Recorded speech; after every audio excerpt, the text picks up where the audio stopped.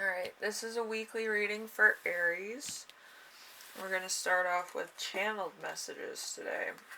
So, the first channeled message I got is there's an affair. It's either you're having an affair or your significant other's having an affair, or there's a third party circumstance here.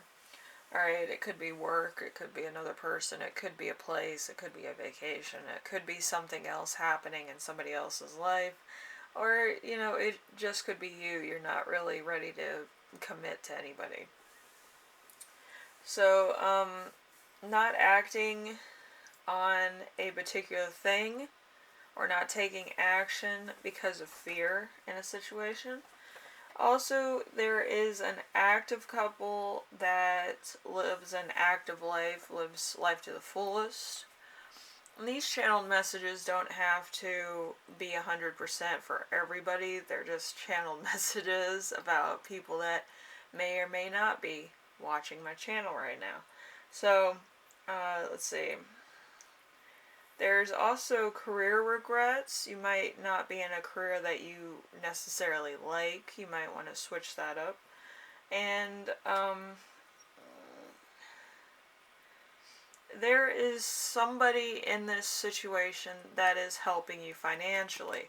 Now, I don't know if this person's a relative, a friend, or a parent, but it could be kind of like a sugar daddy, sugar baby, or sugar mama type of situation also. So it depends of how it resonates for you. If you have a situation like that, there's somebody that is helping you financially. So anyway, let's get into the reading. We're going to start off with you right now. You right now is going to be the High Priestess. The High Priestess is wisdom and personal judgment.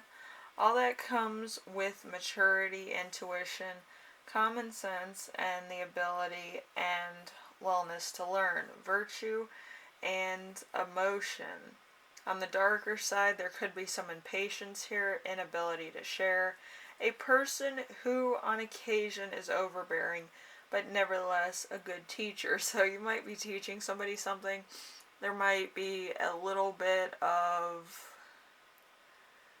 like, I feel like you might be a substitute teacher, because I don't feel like this is your full-time job.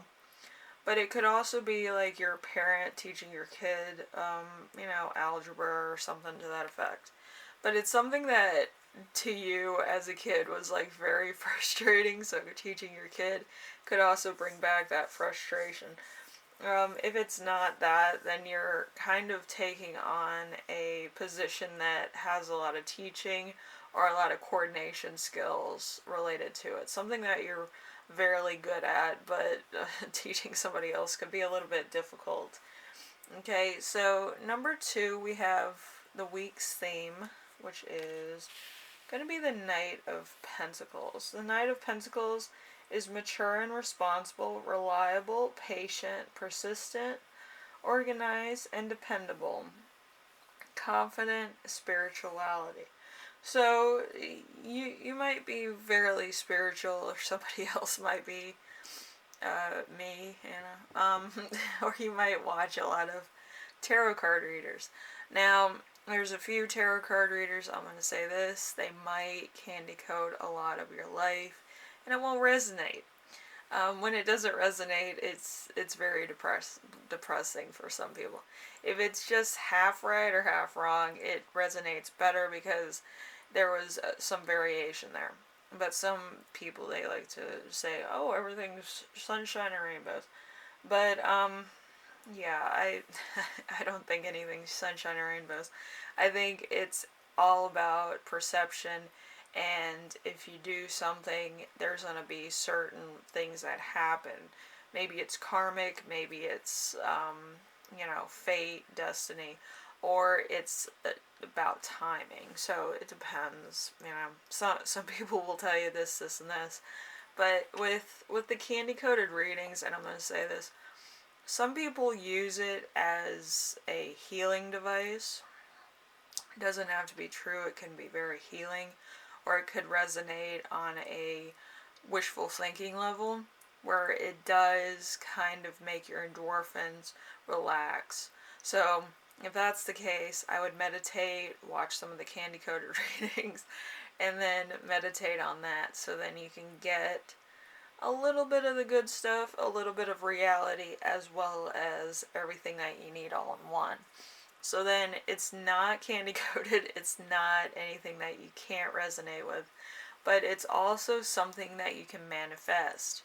Now, if it's candy coated all the time, or you prefer certain readings, the fact is that you could be kind of in a particular frame of mind, or you might have gone through a lot at the current moment in time, which I'm not gonna go there, but there is a disconnect at this point in time where Jupiter is broken. What I mean by broken is that it's not in its gradual grade where it's going forward, it's going all the way back to the point where it can't be seen anymore.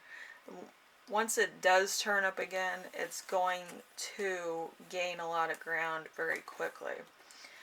So, in this current moment in time, I would say anything that has to do with finances or anything is going to be very retrograded, or it's going to be very limited. So, just be aware of that too. So, if you're watching financial reading, it's not going to happen right away. When Jupiter comes back around and you can see it in the sky, that's when you're going to be gaining the most. And that's when you need to make sure that you're working those days, because you will be gaining a lot, you'll be getting a lot. If you work as a waiter or waitress, you're going to get a lot of tips around this time.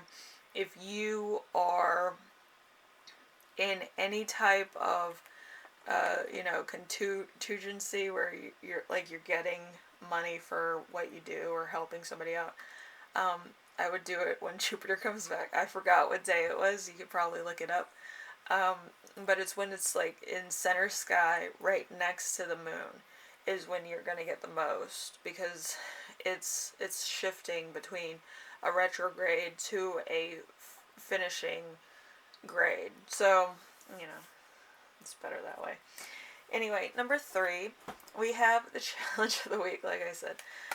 We have the Queen of Pentacles. So this is going to be a little bit hard. Like I said, the Jupiter thing, that resonated for me like right off the bat. But, yeah. So, the Queen of Pentacles is extreme wealth and magnificence and grace, opulence, security, liberation, and generosity and intelligence. Like I said before, wait until Jupiter comes back around. It could take probably this whole week and then next week, and it will come back, or it's going to happen I think it's during the crescent moon. So it's, I think it's the 9th or the 10th. But, yeah, Jupiter should be dead center in the middle of the sky. Depending on where you are, you're going to see it. It's going to be magnificently orange and yellow, which is fantastic. I love Jupiter when it's, like, really orange, though. Orange and red. But, let's see. We have number 4. Number 4 is a lesson that will remind you of a simpler time. It's going to be something from your past. So we have the 9 of Swords. The 9 of Swords is going to be anxiety over a loved one, worry and concern, a quarrel, or major unhappiness, a miscarriage, despair, suffering, sometimes death, and sometimes disillusion. So there's something here that was in your past where it comes back to haunt you. It could be a miscarriage. I suffered one of those myself. But, there's points of that where you had to learn from it, and there's points of that where you kind of had to filter it through as I'm going to try again, but I don't think this is the right time for it, and getting timing down is, very beneficial to most people.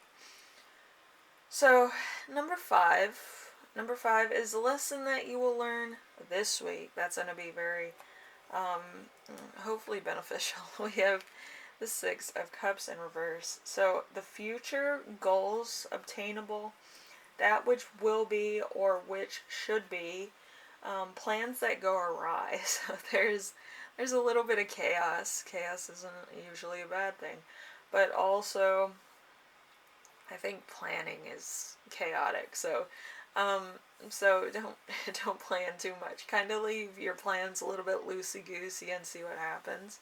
But other than that, I feel like there should be a lot to gain in this week and next week, but you have to get timing down.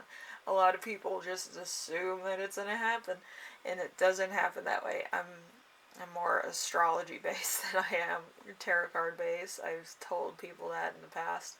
But yes, when Jupiter comes around and it's in the center of the sky or it's in Aries is when you're going to get the most money. That's why I tell people you need to look at sky charts so that you can see where Jupiter is, where Mars is. If Mars and Jupiter are in your constellation, you're gonna lose money, like major things. That usually happens around tax time. So in April you're gonna be like, I hate April. But yeah, usually it happens when, like, there's a lot of end of the year stuff. But yeah, usually Jupiter will hit right now because September really doesn't have anything going around or anything like that. But in ancient times, Jupiter coming around was the point of festivals, gambling, stuff like that when Jupiter came around. So if you're looking for the lottery win, wait until Jupiter gets into Aries and we'll see what happens. Usually, if you know what part of Jupiter in the constellation that you were born under, especially in Aries, if you're April Aries, it's going to be in the face. If you're an Aries born in March, it's going to be in the center of the felice of Aries. So it's going to be like at the lower register of Aries. So it's the top, and the helm is going to be in the middle, is where Jupiter needs to be. And then if it's March, it's going to be at the back, close to the other star in the back of the triangle. Okay, so yeah, people are going to be like, what are you talking about? Yeah, if Jupiter is near the one that's like a 90-degree angle, if it's near the center one, that is March. When it's at the top, that's April. So it kind of looks like a bow. So yeah, yeah, that's how you know it's Aries. Anyway, so number 6. The gift you give yourself is going to be the Seven of Cups. So there's really no option here. So a desire and determination, a dream obtainable, willpower, resolution of a conflict. So this could be a financial conflict because of how all the cards are. The cups are backwards, but all the like High Priestess and the Pentacles are up. So there's going to be a lot of gain here. So you have that to look forward to. Anyway, thank you, Aries, for watching. I know this was a little bit short, but it gave you good advice because I know a lot of people are going through some financial burdens and some financial stuff. Just wait until Jupiter comes back around so it's not in retrograde. I hate it when it's in retrograde, especially with Leo. Leo's kind of not that lucky because its own planet isn't going forward, it's going backwards, which isn't too good. But, yeah, hopefully it comes back around forward, so then it doesn't end, Leo in a bad way. I don't know. But, yes. We'll see what happens, alright? Anyway, I will see you in the next reading, and, we'll see. We'll see what happens, alright? Later.